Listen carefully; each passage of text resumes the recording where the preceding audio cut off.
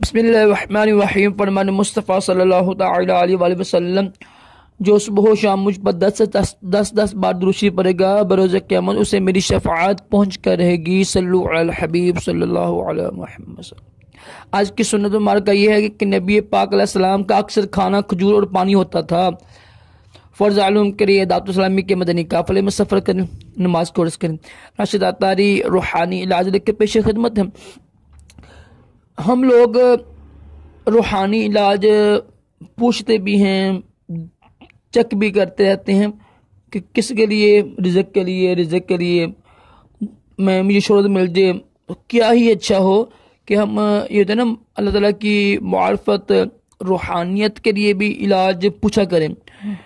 آج میں آپ کو ایک ایسا انشاءاللہ روحانی علاج بتاؤں گا جس سے انشاءاللہ آپ کا دل بھی روشن ہوگا اور اللہ تعالیٰ کی معرفت بھی ملے گی۔ دیکھو جب اللہ تعالیٰ کی معرفت مل جائے گی نا تو اس سے اچھی، اس سے بڑی دولت کیا دنیا میں۔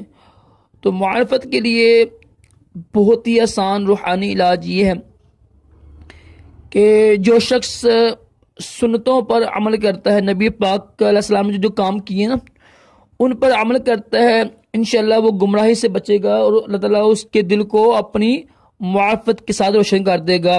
بہت ہی آسان روحانی علاج ہے۔ کاش ہم نیک بننے کا بھی روحانی علاج پوچھا کریں۔ اللہ تعالیٰ ہم سب کو تمام جسمانی روحانی بیماریوں سے محفوظ رکھے اور اپنی معرفت نصیب کرے اور دونوں جہانوں کی بلائیں عطا کرے۔ اللہ